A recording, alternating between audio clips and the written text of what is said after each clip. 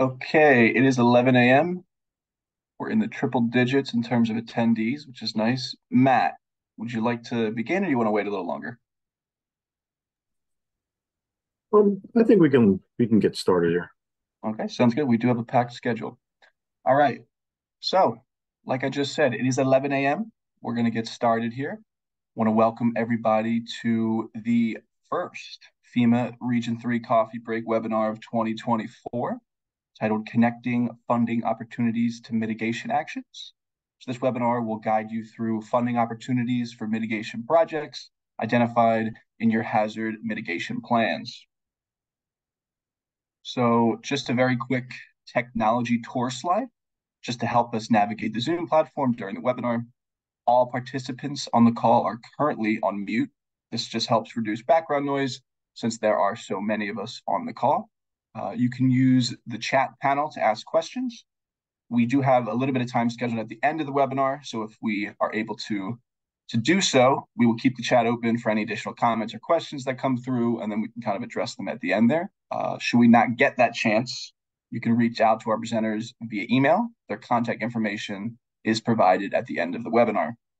When it comes time for the polling questions, they should just pop up for you easily to answer. If you are experiencing technical difficulties using the polling function, you can just type your response to the poll in the chat. You must respond to all polling questions and attend the webinar in its entirety to be eligible for professional accreditation. And this coffee break webinar is being recorded, and I'll talk more about that on the next slide. So, like I just said, this webinar is being recorded. The recording may be used for future reference to share with people who cannot attend the coffee break. It may also be used otherwise at FEMA's discretion. By attending this webinar, you agree to those conditions. The webinar recording and a copy of the PowerPoint slides will be shared with all Eventbrite registrants and webinar attendees after the coffee break ends. And now to the fun stuff. So, again, welcome to today's coffee break webinar, Connecting Funding Opportunities to Mitigation Actions. We do have an exciting and packed agenda lined up for everyone today. So Matt McCullough with FEMA Region 3 will begin by providing an overview of how the risk assessment impacts your mitigation strategy and project development. Then Kate Frangos with FEMA's Hazard Mitigation Assistance Office will discuss existing FEMA funding programs and project applications. And then Felicia Montoni and Brian Rawl with the City of Alexandria, Virginia, their Stormwater Management Division, will talk about the changing conditions in Alexandria and their Flood Risk Alexandria grant program. Finally, we'll wrap up with information on plan implementation and grants development workshops, relevant resources, announcing future coffee break webinar topics, and provide information about how you can receive professional credits for attending this webinar in its entirety and the aforementioned Q&A. So, moving on. Our first presenter is Matt McCullough. Matt is a community planner here in FEMA Region 3. And with that, I will pass it off to Matt.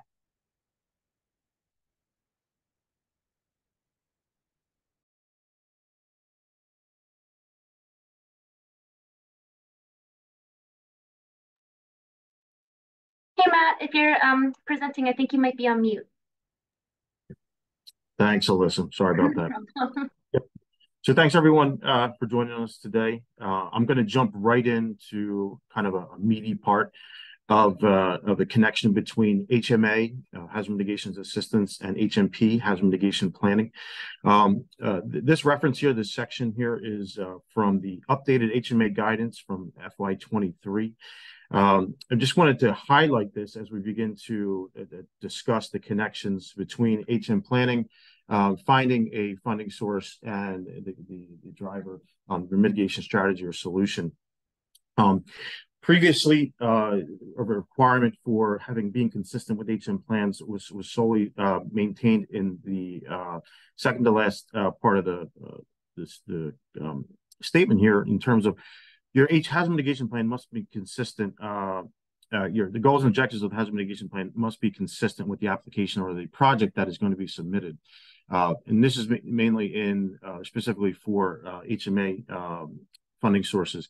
What has been added, it's a key sentence, but there's a lot to it, that it also must directly reduce the vulnerabilities identified in the risk assessment. And that's really what I want to get started today is everything that we're attempting to do under risk reduction should be driven by the process of risk identification, conversation on data, conversation on vulnerabilities.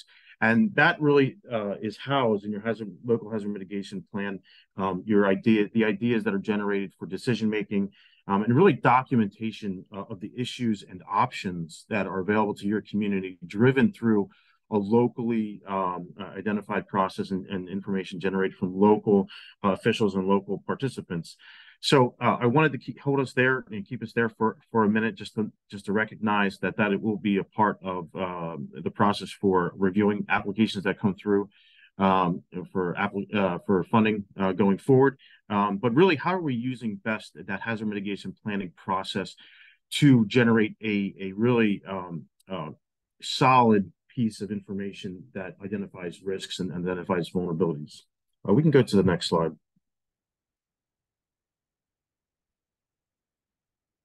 So within the hazard mitigation plan, I'm going to ask yourself a few questions. It's really a little bit of homework for those on the call, to go back and to review what you have listed within your hazard mitigation plans.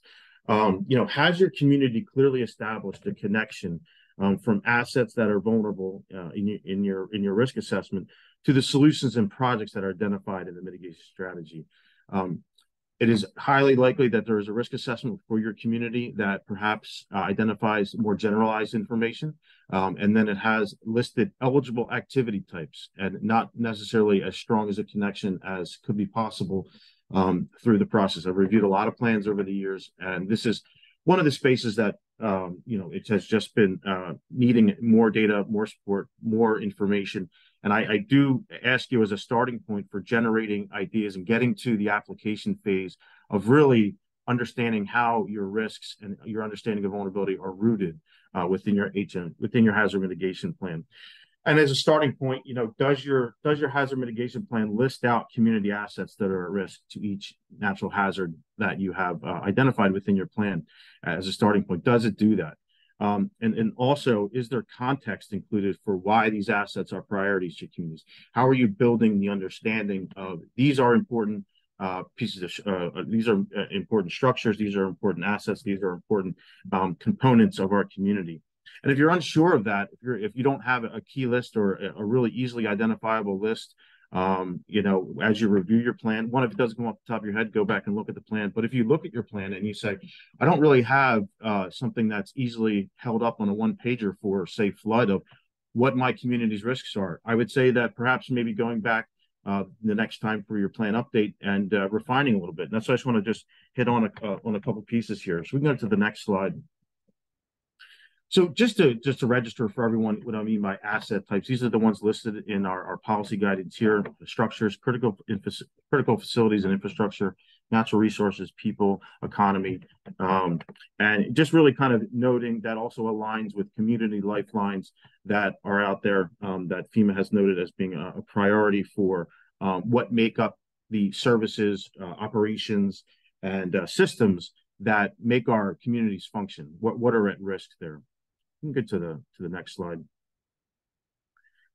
So this is just a suggestion here. So what if my risk assessment and my MIT strategies lack detail? What if they lack that connection to understand what risks, what assets are at risk per the given hazard that you're looking at?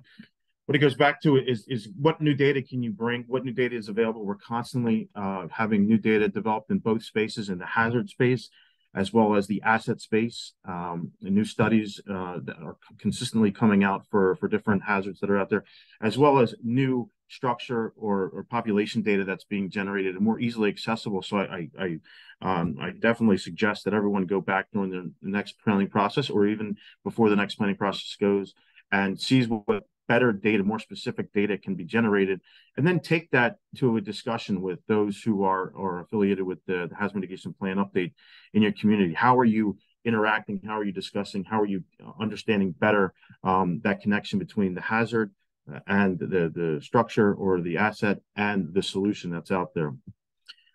What could be generated from that conversation is a prioritization once again, to focus your to key on how are you going to actually apply for something to reduce risk? How are you going to use the information you know about yourself in order to say to focus and to highlight where those risks are, and then therefore, hey, we want to move in this space. We want to go after this piece of risk reduction for this structure type, this asset type, because of the conversations we had. And once again, using the HM planning process to do that, to be your documentation. And then also understanding how your project application will move forward. So one of the key pieces here of that is to develop some of that context, is to use problem statements in order to understand that context. How are you understanding what operations, what services, what systems are negatively impacted in your community per those assets that are identified. And it's a key piece to really understanding for your community about where you want to prioritize your emphasis on risk reduction. Also to understand, really some really key components of what an application could make up. What contextual information about the community, why you want to go and reduce risk for this asset type in this area, in this space. Questions such as how long would these assets be impacted? How long would a service be down? How long would a certain system or operation be down? What number of community members would be affected? What types of community members would be affected? And really understanding some more specifics to fold in to your applications, to inform your application and to inform yourselves about which direction you should be going in order to reduce risk. And I think that's something that's a space that everybody could improve on, to build that context, to build out. Because if you think about a disaster is when the normal operations or services of a community are affected by that hazard event. And how are we focusing in on that connection between hazard event and asset, and making a strategic decision on where to reduce risk. So we can go to the next slide, Kyle.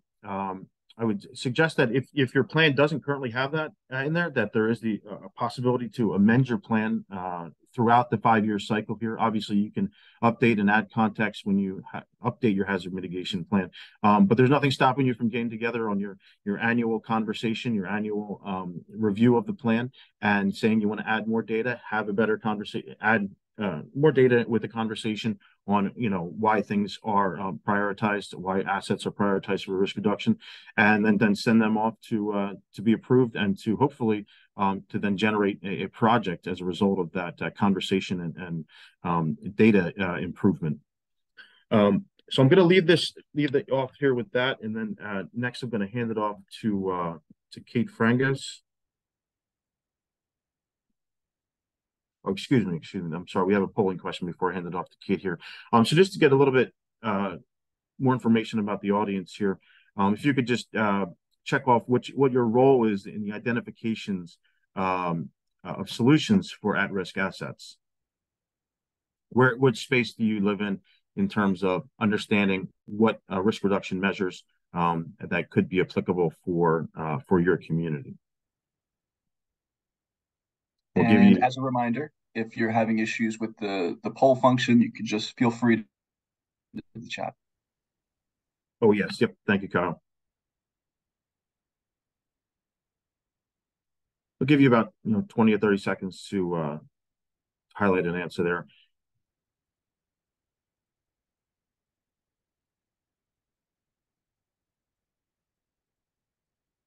Coming from a hazard mitigation planning background, my suggestion or my hope is that most folks on the call today are in some form or fashion included to participate in mitigation strategy development in the local hazard mitigation planning process. I find that to be one of the best spaces to go back, review risks, and then to generate those solutions.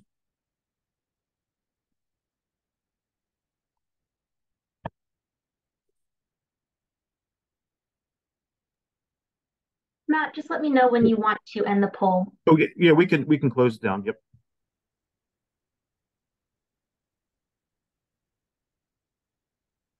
All right, great. So over half, it looks like, are part of the mitigation process. That's great to hear. For those who don't have a current role, I would highly suggest reaching out to your local planning area, planning team. Maybe that's at the local community level. Maybe that is at the county level. Maybe it's at the multi-county level, and to reach out and identify the next opportunity to join in the conversation, to review the risk assessment, and then to begin to identify those solutions. All right. Next, we will introduce Kate Frangos.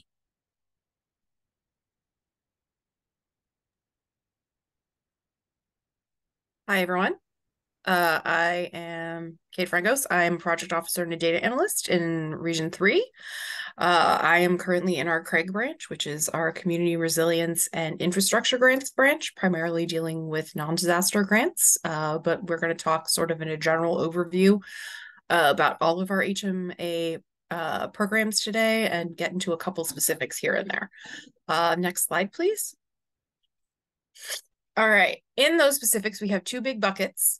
The first one is our Hazard Mitigation Grant Program, or HMGP, which is our disaster hazard mitigation assistance program that is turned on after post-disaster and is basically the amount of money available to the affected area would be calculated as a percentage of the overall amount spent in response.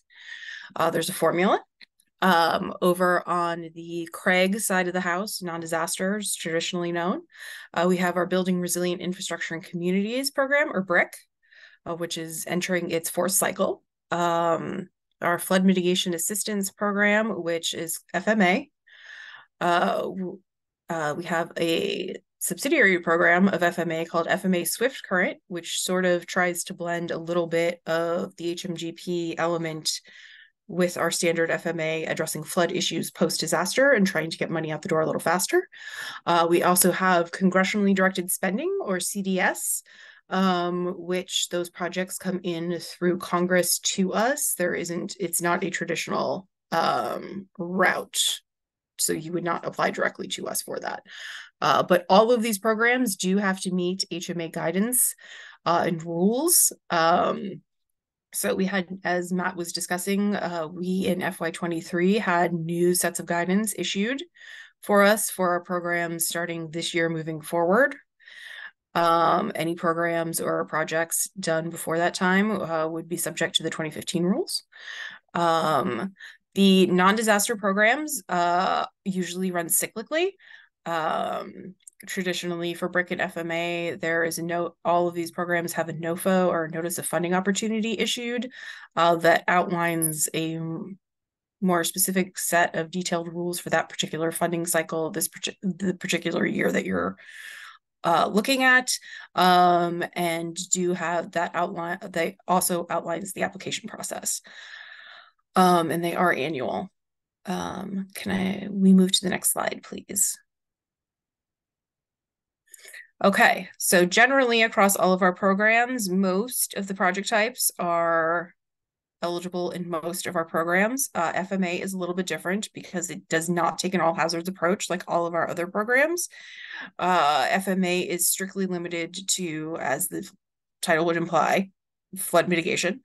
And that program's explicit stated goal is reducing impacts to the National Flood Insurance Program. So there is a component of that as well. But broadly, we fund mitigation projects. And when I say mitigation projects, I mean shovel in the ground construction projects. If you are actively going out and building something or mitigating an existing thing or replacing a structure or elevating, or in some cases demoing a building, and acquiring the land, so continuous open space, flood proofing, a whole bunch of things. Resistant power, making your power grid more resistant, all sorts of things. We also fund what we call capability and capacity building projects. These would be your hazard mitigation plans, the thing that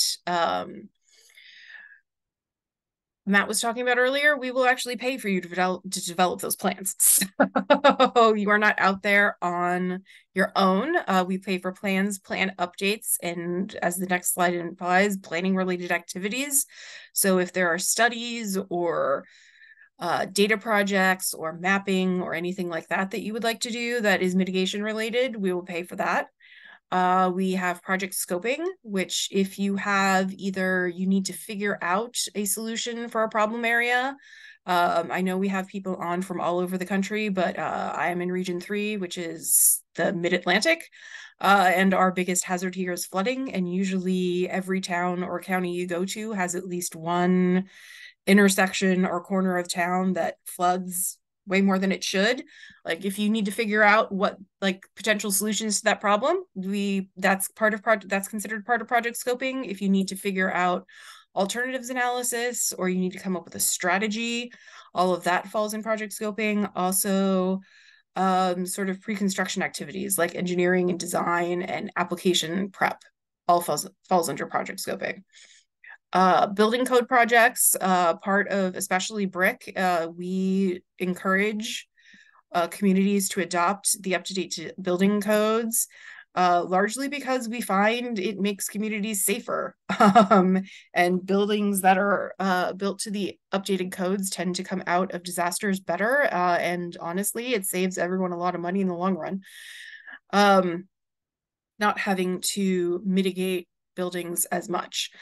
We also fund partnership projects. So if you want to get together with your local universities or your local planning organization, or you want to basically convene a bunch of people to work on mitigation items in your area, that is a thing that we also do pay for. The third type of application is state management costs. For the states out there, the state hazard mitigation officers, I'm sure you're already familiar, it costs money to manage your grant. That is not free. It does not appear out of the ether. So we will pay 10% of the project cost for the state to manage the overall grant. And then within the application, the individual projects themselves, there's up to 5%. You can request subrecipient management costs, which will help the individual applicants manage the grant. Next slide, please. All right.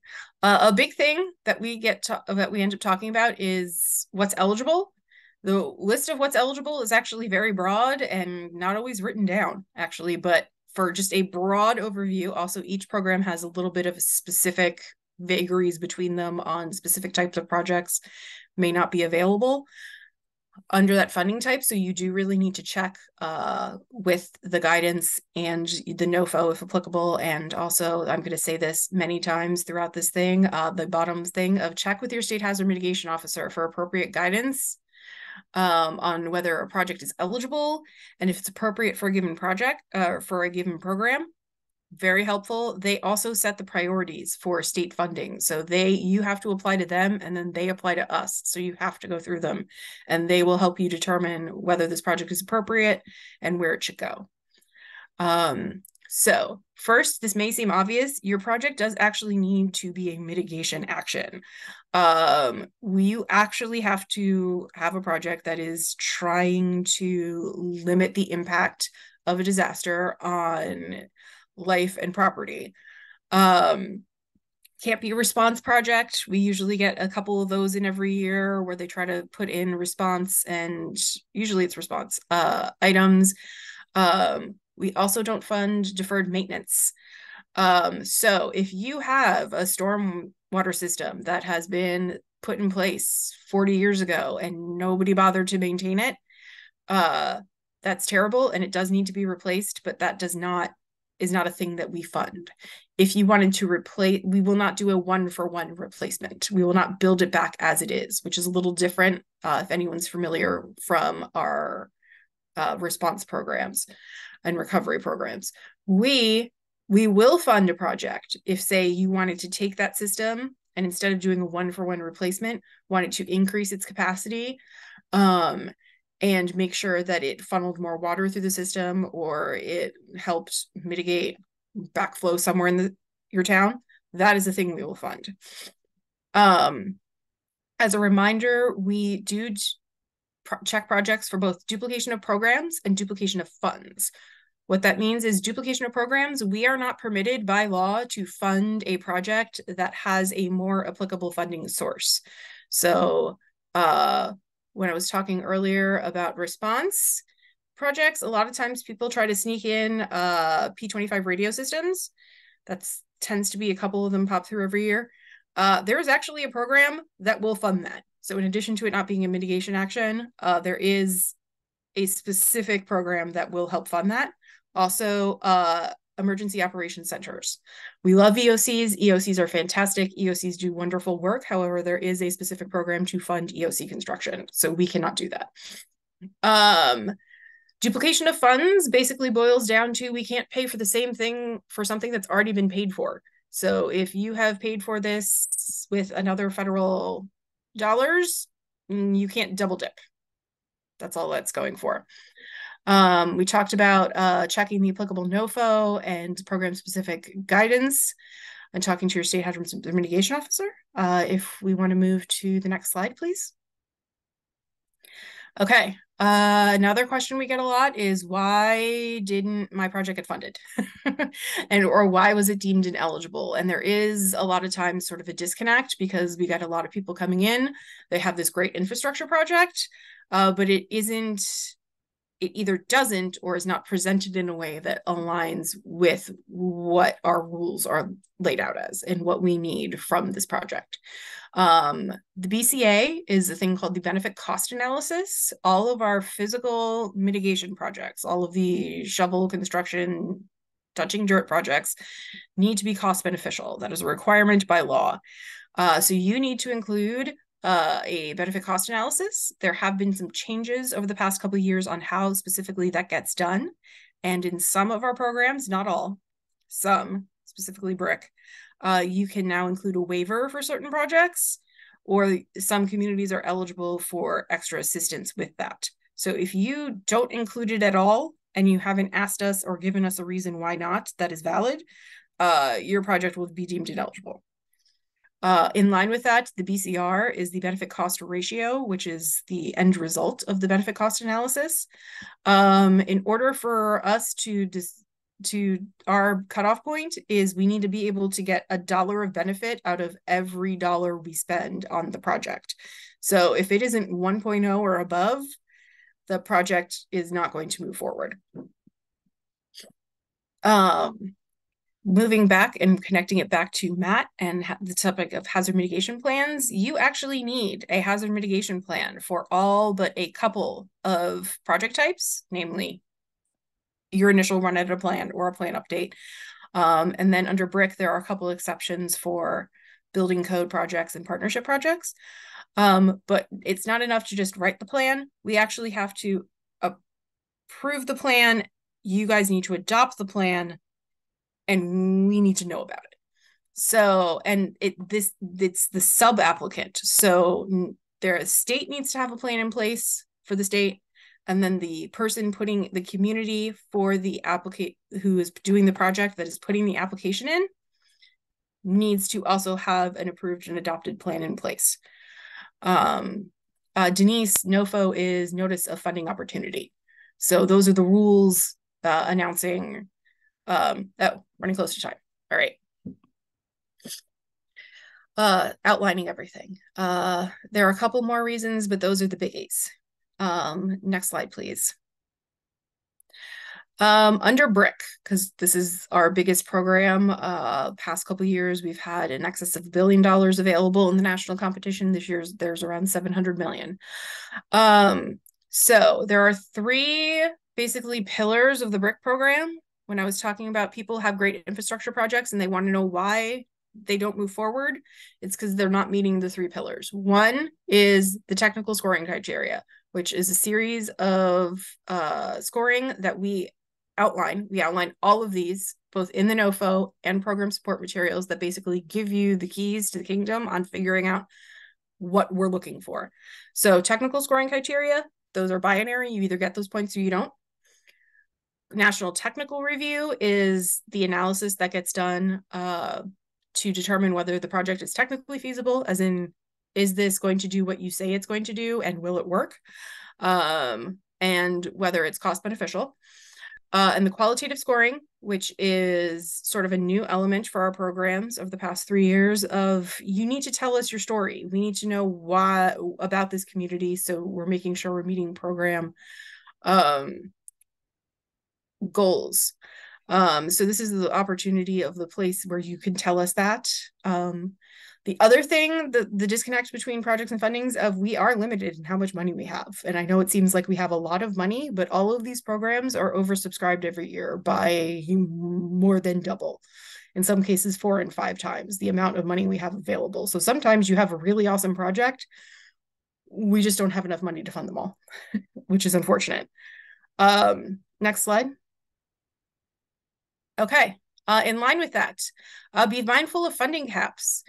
We do have them for specific project types, especially under BRIC and FMA. The project cap for construction projects in the competition and FMA is $50 million of federal share. We also have limitations on project scoping and some other things of how much money can be spent on that.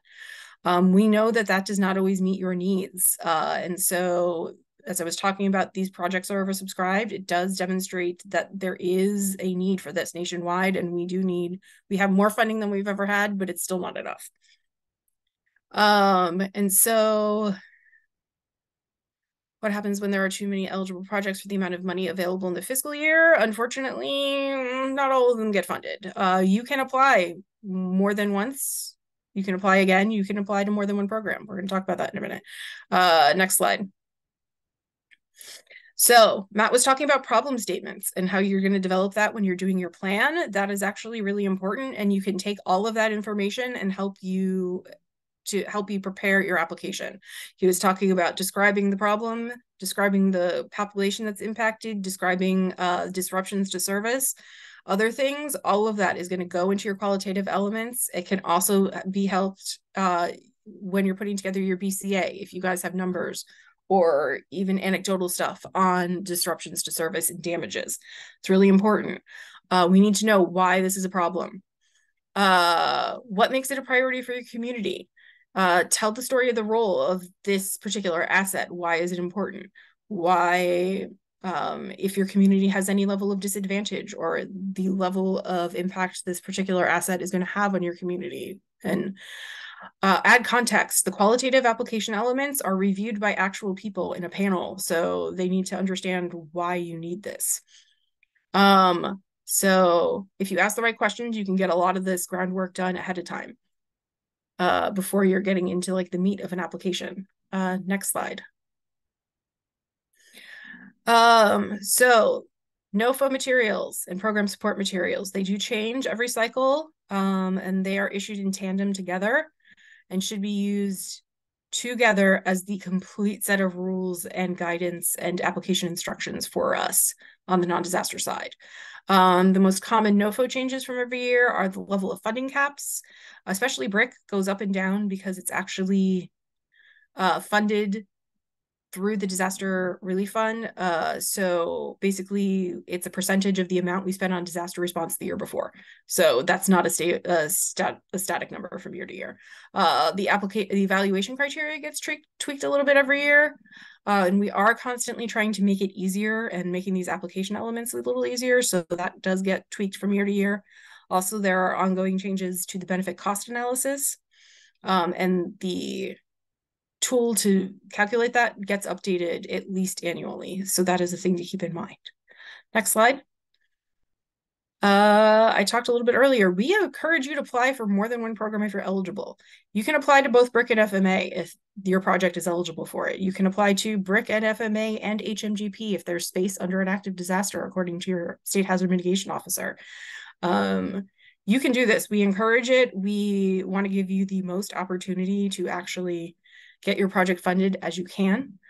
We also encourage you to leverage your funding streams. If you guys have other sources of funds, whether they be CDBG MIT money, whether they be regular CDBG money, if you have other grants or revolving loan funds revolving loan fund funds or anything else like that, we encourage you, and actually we ask you to talk about partnerships, those things, and your funding in the application. Talk to your state hazard mitigation officer. They will be able to direct you in how to do this. Next slide, please. Okay, some questions to ask yourself before you do the application. Are you the right organization to complete this project?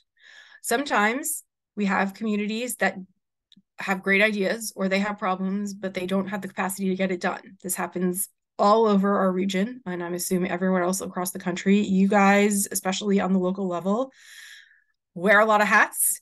Sometimes you don't have full-time staff. Sometimes you have somebody who's doing like 4 jobs at once. So ask yourself if you guys are the right people to be doing this, if you can tap in another partner, whether it be a county or a regional planning council or organization, if you guys have an MPO, a metropolitan planning organization, a council of government, somebody like that that can potentially help you out with the capacity to get this project done and be responsible for it while still benefiting your community. Ask yourself if it's the right funding program. Should this be not just because it's a good brick project doesn't necessarily mean it's a good FMA project, doesn't necessarily mean it's a good HMGP project, and vice versa. Ask yourself just generally, are there other people in your area already doing work in this space that you could partner with or piggyback on projects together? We actually encourage partnerships, whether it be between the public sector and the private sector, whether it be between municipalities, whether it be between governments.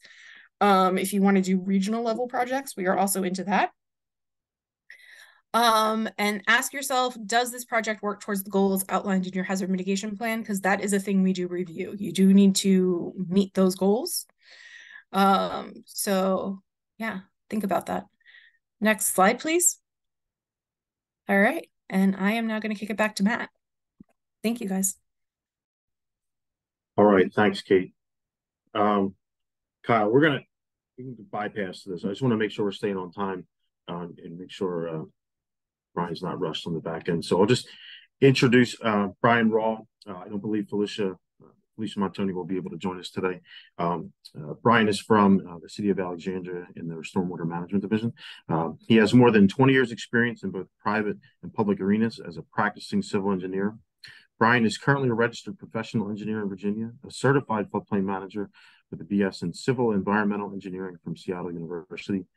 For the last 13 years at the city of Alexandria, Brian has managed development of FEMA flood zones, stormwater infrastructure planning, contract management for professional services, consulting, and construction contracts, and the city's remote sensing program for rain gauges and stream gauges.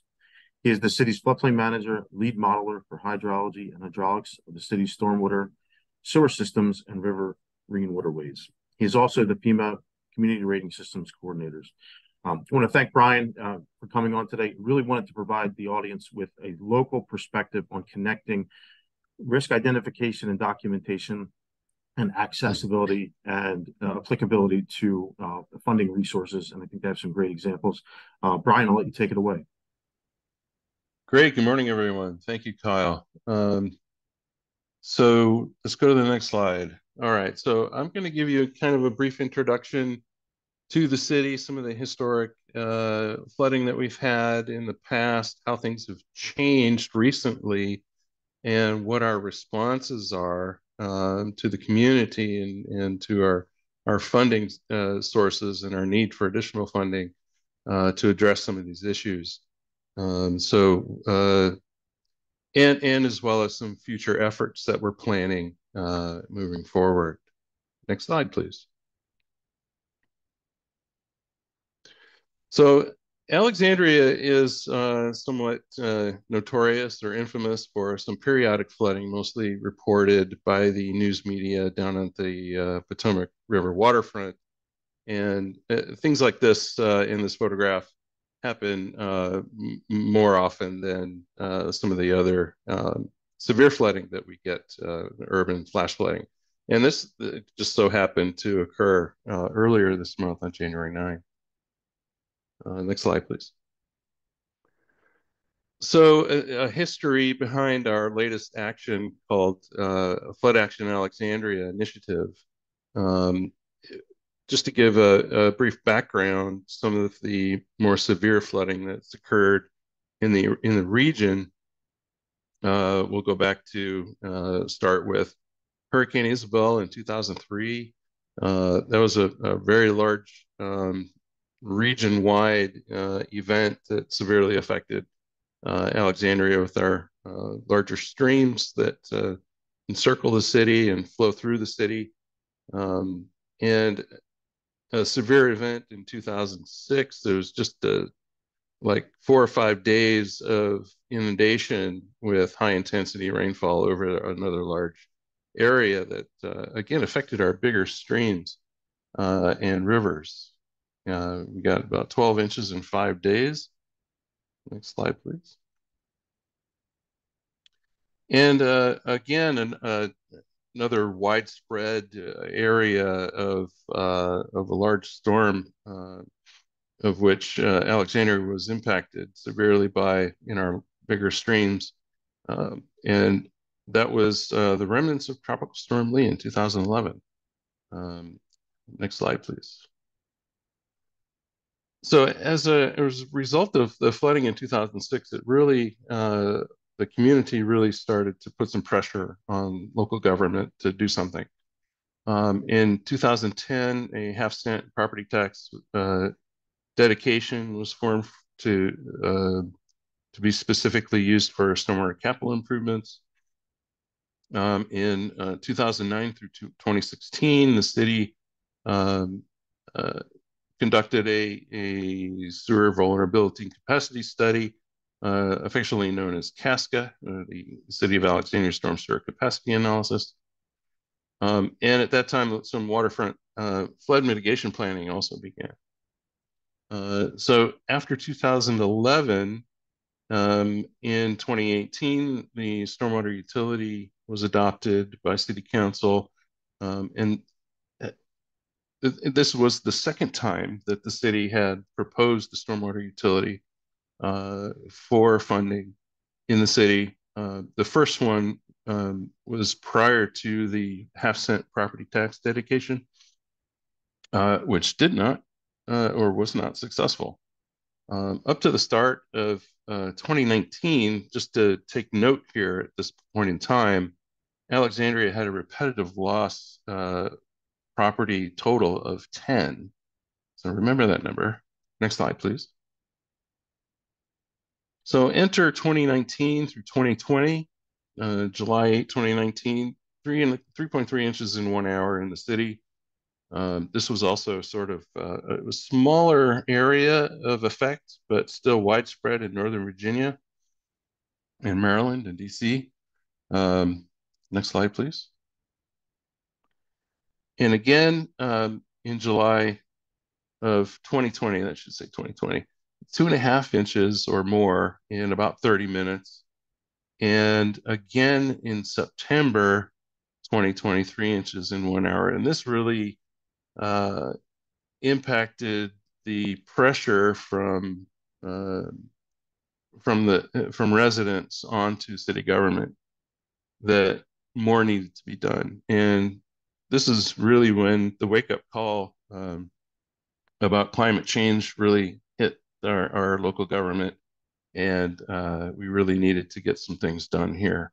So on the left of the slide, that graph image is gauge adjusted radar rainfall, the 24-hour total, and you can see the outline of the city there. And you can see the deepest red square it might be hard to read, but it's 3.43 inches. So these storms that started in 2019 were really high intensity, short duration, much less than 24 hours, even less than 12 or 6 hours. Next slide, please. So after the fall of 2020, that last big storm, the city manager started to assemble a flooding management strike team that included leaders across multiple departments.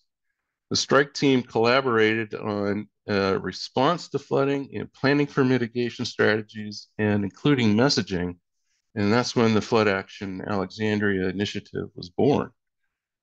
The proposed budget increase for stormwater utility funding for the 10-year capital improvement program for stormwater increased to over 200 million approved by City Council for the FY 22 through 31 10-year budget. Next slide, please. So the resulting strategy on outreach, we wanted to hit at least 3 major points. The first was what happened. And so the message was and continues to be that climate change fueled extreme storms with increased frequency are occurring, and it's continually overwhelming our aging, in some instances, very old, antique, you might say, storm sewer infrastructure in the city. We had a lot of pushback there of disputing our claims of, yes, it was, another 100-year storm event. And some of the questions that came were like, why is it flooding? It's only rained for 30 minutes. So we had a lot of messaging to do to correct that. And I think we've been successful in that. The next one is, what is the city doing? And so our message surrounding that question is revolved around the storm sewer utility, providing resources for expansion of capital improvements, increased maintenance activities. We were reaching out to the established State Community Flood Preparedness Fund, a grant program providing resources to accelerate our schedules of capital projects. The city added 6 new rain gauges for higher resolution rain data in May of 2021, and we are making this information available to the public on a website where they can access and get near real-time gauge data in their watershed close to where they live. So that's helping with our message on the first item. And the last third outreach strategy was to communicate what you can do, what can property owners do. And we wanted to see if we could fill a gap in between knowing that we need to do something, planning to get something done, getting a design in place, and then going to construction to complete the construction and put in that mitigation. And depending on the scale of that project, it can take from 5 to 7 years to get that in place. And so we wanted to try to fill that gap and help people to protect their own property. And along with authorization from the legislature in Virginia, we were able to use public money to offer a grant program for flood mitigation. And next slide, please.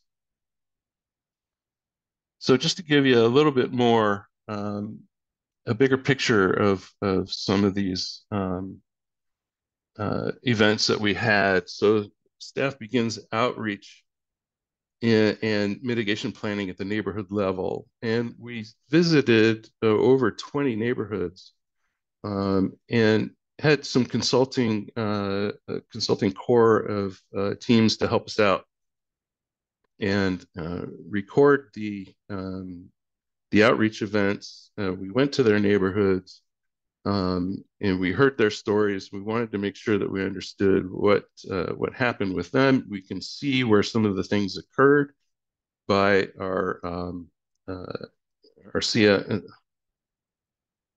CR customer. Anyway, our 311 reporting system where complaints come in, and so this map shows a heat map of the September 10 rain event, and these are all-cause complaints. They do highlight the areas of the most severe flooding in during that event. And so most of the neighborhoods did warrant an investigation for spot projects and or large capital improvement investments in the storm sewer in those neighborhoods. Next slide, please. And then we had another storm. This is the last big storm that we had. We've been lucky for the last couple of years, but in the summer of 2021, a big cloudburst event happened August 15th. And on our new gauges, we were able to show the disparity between gauges in an event kind of like this, even with gauges separated by less than 2 miles. In some cases, it was an inch and a half difference in total accumulation. And 5.12 inches in 2 hours, that's a disaster in anybody's book, right? So, and the poll from the local news media in the upper right-hand corner there, maybe a little hard to read, but there are 434 votes that answered positively if they've had damage to their home. Have you been impacted by Alexandria flooding? So it's not a scientific poll, but there's a lot of folks that have been impacted by this. And you can see the center picture there. That is at the time, the city's sheriff. So next slide, please. So this is just another picture of the gauge adjusted radar rain for that event on August 15, 2021. You can see the deep red square is 5.47 inches. This is 24-hour accumulation. So everything happened very, very quickly. And unfortunately, it was about 1 o'clock in the morning. So it took a lot of folks by surprise. It was not a good day for those guys. Next slide, please. So in the early days, flooding generally occurred from widespread area of medium intensity, long duration rain events, filling larger streams and rivers. And something happened in between, the last 10 years and between 2018 and now. Urban flash flooding seems to be the norm. And what's occurring are highly concentrated, intense, short duration or cloudburst rain events. If we're so lucky to be targeted by the cloud gods, flooding mostly urban areas outside of the SFHA. So remember that rep loss number of 10. We are now up to 35 since 2018. And most of those are not in the SFHA. Some are, but not all of them. Next slide, please. So just to get back to give you a little bit more information about how we're trying to fill the gap between planning and doing and building to help folks in those 5 or 6 summers that it will take to have a large mitigation project in place, what they can do on their own and how the city can help. And so while we're making improvements to infrastructure, residents and property owners can install flood mitigation practices and receive a 50% financial match grant from the city for eligible practices. Virginia is a Dillon rule state, so municipalities need to be authorized by the Virginia legislature to do something like this. And that was in place and signed by the governor in March of 2021. So we were able to institute this program. Next slide, please. So these are some of the categories that we would consider eligible for the grant. I'm not going to go through all of these, but just to give you a flavor of some of these things that we would help pay for. And just a quick note, most of the flooding in folks' homes are flooding in the basements. There aren't very many instances of first floor flooding in these urban flash floods. Most of them are in the basement, which flood insurance is very, very limited. And most people have finished out their basements in the city. It's very financially advantageous to do that, fortunately. Next slide, please.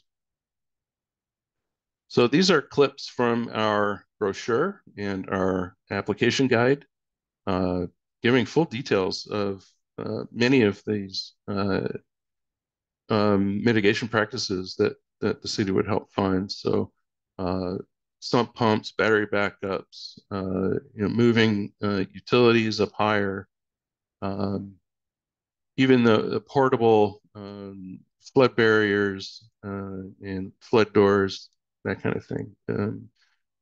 Next slide, please. So it's a very exhaustive list of different products that would be covered. Next slide, please. And this is a couple photos of what folks have done as a result of the program, lifting utilities. Most of these are flood barriers to an outdoor stairwell to a basement for lower below grade ground basement area. So that's where a lot of this funding is going to, is to keep water out of people's basements. Next slide, please. So as a result of the program, the first year in fiscal 22, we had 159 applications approved for a total of about 517,000. Last year, we had 80 at a reimbursement total of 240,000. And this year so far, we have 67 applications in. We have changed the eligibility requirements for an application, so we expect to have a few more applications this year as people realize that they can apply. Previously, we had required that you showed proof of prior flooding in order to receive these funds. And now we think we've gone through most of the folks that have been impacted prior, and now we're opening it up to folks that just want to add that peace of mind. Next slide, please. So what's next for us? So for our big hazard mitigation grants, we're looking to access some additional funding for our major stormwater capital improvements. In their 10-year CIP, we have over $260 million approved in fiscal 24 through 33. The total budget for our two largest storm sewer improvement projects that are under contract for design right now is $100 million. We've applied for a BRIC grant for one of those, and I think we're scheduling for the next NOFO in 24 for that second big project under design right now. We have our cycle verification visit for CRS later on this year, and we're making efforts to increase that. Right now we're a class 6, and we want to get to at least a class 5. Next slide, please. Okay, I guess that's it for me. Thank you so much for your time. All right, thanks, Brian. Appreciate that. Yeah, and Brian, thank you for highlighting kind of the process for identifying risks, identifying hazard types, identifying vulnerabilities, and then trying to demonstrate where the applicable resources are. You were fortunate enough to have a resource at the local level that you were able to advocate for and to get the fund, but you're also following up, and you're coupling that up with a larger BRIC project that is being generated through the identification of risk and hazard, and a larger solution is being applied to that. I wanted to highlight for today is there's multiple different resources that are out there, different funding sources for you to seek out. Kyle, we can bypass this question. I know we're limited on time here. We can just go to the next slide. I just wanted to highlight for the last piece for the audience that not everybody has maybe the resources or the opportunities to really generate as much information as the City of Alexandria does. Maybe the program just isn't there, maybe the resources, like I said, but there is assistance to propel you to the next step, the next phase. And what I want to highlight, at least in Region 3, in FEMA Region 3, is that we host, along with our state counterparts, these plan implementation and grants development workshops where we identify opportunities that are housed in plans, solutions that are housed in plans, risks that are housed in plans, and then to get that information on paper to an application. If that's what you're struggling with, if that's what you're having issues with, I highly advocate for you to reach out to your state if you're in Region 3. If not, you can still reach out to your state, to your FEMA counterparts, and perhaps they could also facilitate a conversation like this. But we have found that we're able to get people together who need resources to basically generate an application.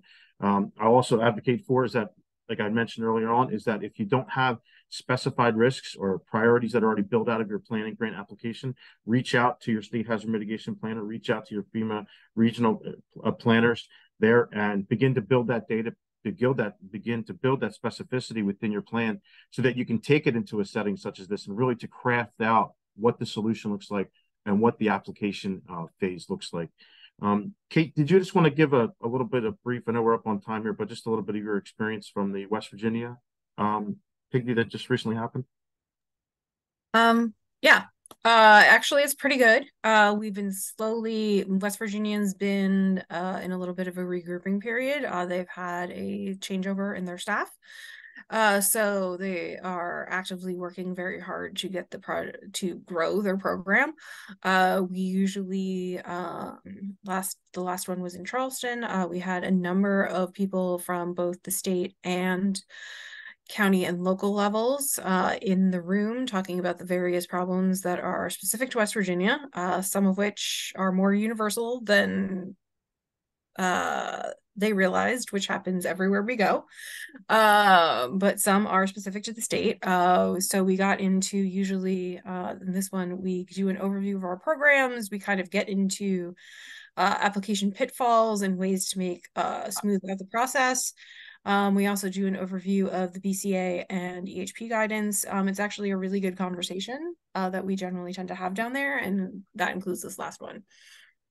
And it was really great to get to meet people and have people discuss what they're doing in their own community, and people can learn from each other. All right, great. Thank you, Kate. Appreciate it. And the next series of slides are just resources and some additional administrative information for everyone. I believe you're all going to get these slides anyway. So feel free to hang on if you have questions. If you want to ask some questions, we'll stay on the line here. And then I just want to make a note on slide 51 there, the next coffee break coming up for March 27th, elevating dam safety through hazard mitigation planning. Please feel free to tune into that. But for everyone else, you can drop if you have additional questions. I know there are some in the chat box that have been answered, but that also haven't. But feel free to speak up. Kyle, I think we take everyone off mute if they would like, and we can have a discussion. But for everyone else, thank you very much for attending. Thanks, Matt. Yeah, I've been trying to take note of some questions for those who want to hang on and maybe listen. It looks like, Kate, you're responding to one here, but we have, for clarity, did FMA funding support oh, you might have responded. Something about an FMA support match. So, yeah, basically, the question was, did we provide funding for the project, the program that Brian was talking about? I don't believe we did, but we have supported local level projects like that in the past and funding programs. We have a couple in DC and some other places that basically support and provide funding to very local, small measure projects like that are done on like the individual homeowner level. Awesome. Thanks, Kate. It looks like we have a question here. Mitigation strategies describe goals, but a mitigation action specifically describes a project.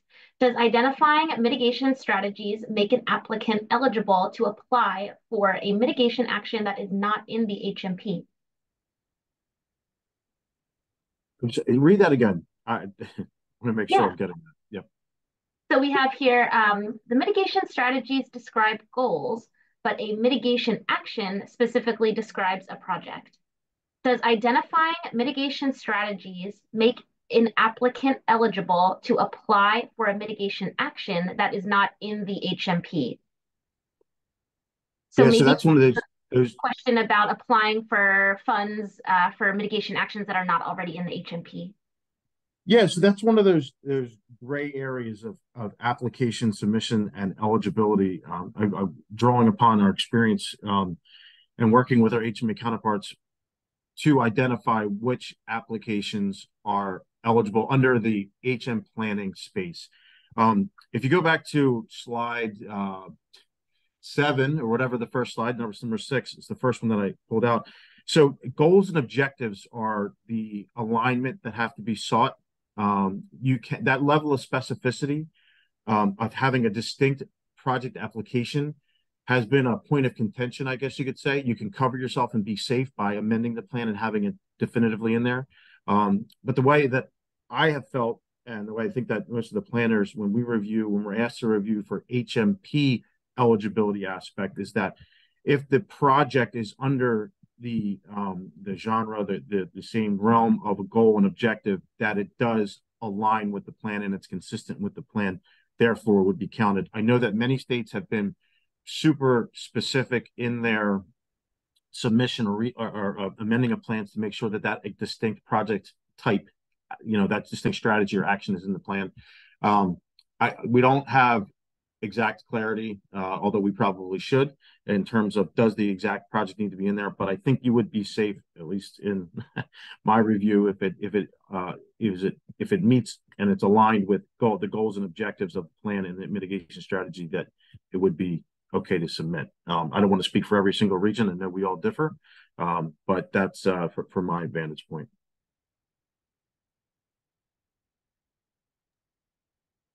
Matt, combing through the questions here to see which ones were already responded to and which ones weren't. Maybe for the good of the group, Matt, we can respond to this one. It was a question that asks, for newbies, what is a good way to get a good overview of hazard mitigation implementation? Yeah, I saw that question. Yeah, so there's many different forms of implementation in the plan. We're speaking about something super specific, and it's really the most well known is applying for FEMA grants after you follow up with participation in a hazard mitigation plan. It's the most tangible way to say, yes, I've implemented my plan. I've applied for funds, and you know what? Here's this project. Here's this improved structure, asset, culvert, bridge, whatever it may be, flood-proof building. But there's also other ways to implement your plan, and it really runs the gamut. I mean, you could increase, the stringency of your floodplain ordinance, and therefore you've implemented your plan. I would say that looking at the mitigation ideas guide is a good way, and it's a list of activities, and it's about 10 years old now. But it really could open up your mind in terms of what is implementation. There's no hard and set fast. I don't think we have an exact, guidance on implementation because it is so varied. Maybe we should. But I would say that maybe as part of our package, Alyssa, we could send out that mitigation ideas guide, and you'll see for all that. I think there's maybe a dozen or 15 different hazard types. There's various ways of quote implementing your plan, from hard structure projects to more policy, more ordinance, the codes, all these sort of things that are under the umbrella of implementation. So I would say also to the audience is that don't limit yourselves to implementation to think if you don't meet or get a grant that there's not a different way to implement your plan. That's why we ask for varied types of activities in your plan. Some might be outreach, some might points of communication. Some might be those, improving your ordinances or the stringency of codes, building codes, those sort of things. There's other ways to do it besides just submitting for a grant. Matt, build on that for a second. Yeah, go right ahead. Yep. Yeah, I was just going to say also, as much as I want you guys to submit big, beautiful and small, beautiful, because we don't discriminate on size, projects to us for HMA funding, we are not the only game in town. And when I was talking about how we may not be the best place for you, there may be another funding program within FEMA or outside of FEMA that can solve a problem identified in your plan. I know we had someone from the EPA on here. As much as I desperately love improving our water quality and would love to fund water quality projects, I can't fund a project where that's the primary goal. I can fund a project that's trying to reduce the amount of water impacting a particular area, but you can't send me, we're not going to fund just something improving the water quality. So sometimes it's a matter of framing, and sometimes it's a matter of, hey, this project is better somewhere else. Somebody, I believe Donna was also asking about cybersecurity projects. Our friends at CISA have a whole bunch of programs for that. So yeah, it's good to bounce ideas off of people and seeing where else money can come from. Yeah, great. Thanks, Kate. Yeah, and just to kind of hit on the implementation, other spaces as well, is that so I mentioned at the beginning of our conversation is that perhaps your plan is not as detailed or has the level of specificity that you would like in order to understand where the risks are, to have a pointed conversation and risk. It may be part of your planning process to say, you know what, we don't have the data we need, we don't have the information we need to make a good decision. Therefore, an action results in your mid strategy as, hey, we would like to go gain, building level or structure level information on the communities in our planning area, the structures in our planning area. That may be a really specific outcome that you can then act upon, and there may be a different funding source you have to go after maybe a different form of collaboration or coordination that's needed. But that can be a really great way to implement the strategy that you set forth. So then you can have a more informed conversation on the back end. I know that I've advocated that many times. And there may be other different connection points. Maybe there's an initiative that you'd like to have with a partnership. All these different things that can come out. I look at the capabilities assessment section as well as how are you improving your capabilities. Maybe you need training. Maybe you need, just information in order to share. How are you getting that? And that's also a way to implement your plan because you're understanding a gap that your plan currently has or your community has that you can therefore close. So lots of different ways to implement. Maybe I'm not aware of a specific document on implementation. Melissa, maybe we take that back to our brainstorming session for a tool, and I might just be missing it, but maybe something we can develop. All right, that seems to be all the time we have. Don't want to keep anyone too long. So it seemed like this was very informative and successful. Matt, do you feel comfortable wrapping up and closing the curtain on this one?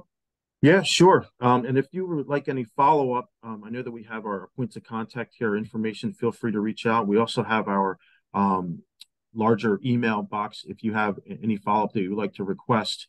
We're in Region 3 here. If you need a connection point within your own region, feel free to reach out to. I'm sure we could make a phone call or send an email. But if not, I would highly advocate follow-up for your home region. But we are more than willing to have any conversations for anybody who's curious. But thank you all for being in attendance today. Feel free to drop. Thanks, everyone. Have a good afternoon.